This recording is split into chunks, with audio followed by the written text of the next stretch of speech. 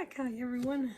Okay, so this is part 2 of our other changes in the Constitution and the government.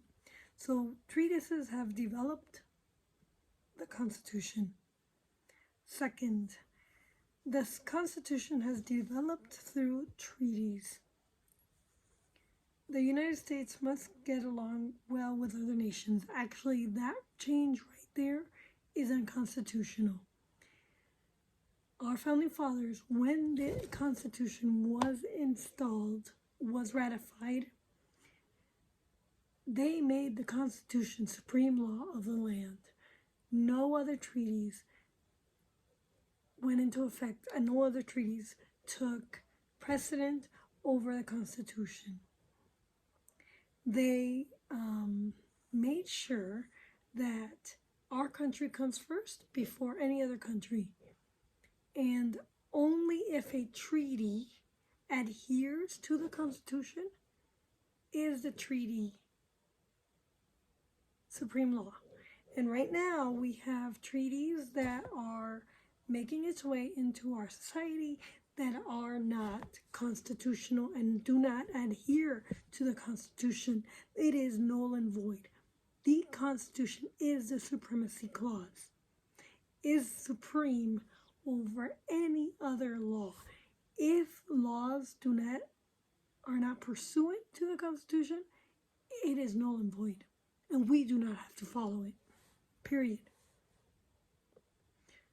The United States must go along. They do not have to go along with the other nations, and as a matter of fact, we don't have to form allegiances with communist nations. Our founding fathers were against forming an allegiance that goes against with the American way of life. And that is the biggest problem I see with this sentence.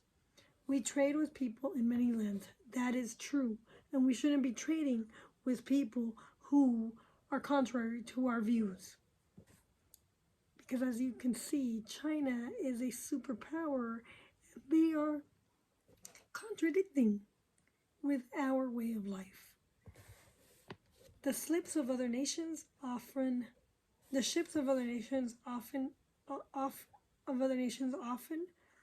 carry our goods. Our citizens travel, live and die in other countries, and that is true, but they're still American citizens. The citizens of other nations live and trade here, and that is true. However, I caution which trades we should be making. And we should not have allies.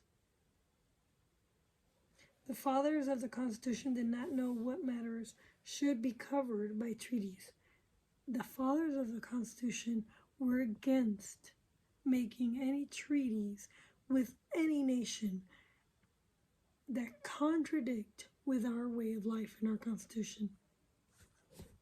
They decided to let the President and the Senate develop this part of the Constitution.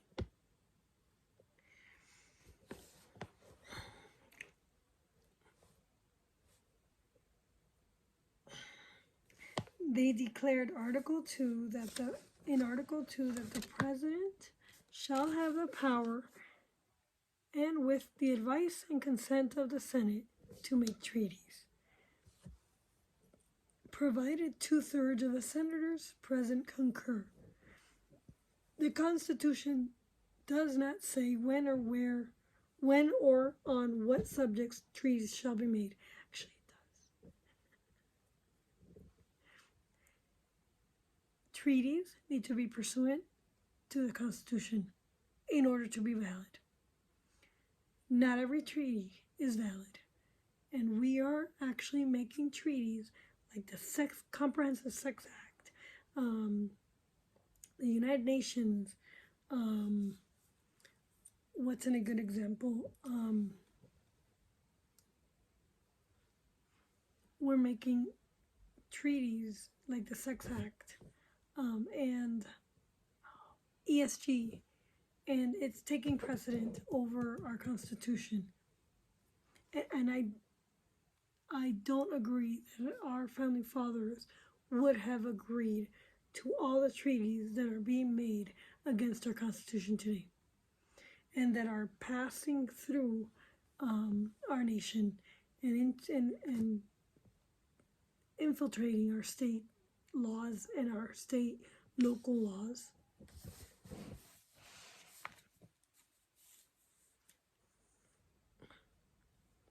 For example,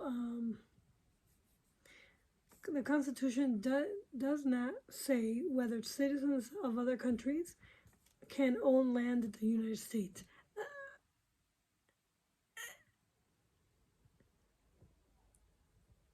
They can't. But the president can own land. No, but the president and the Senate have made treaties with other nations giving their citizens the right to own land in the United States.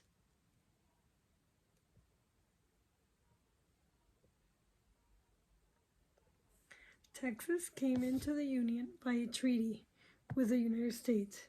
These are two examples that show how treaties help to give life to the Constitution. No, they don't. Treaties do not give life to the Constitution. The Constitution gives life to the treaties if it's pursuant to the Constitution.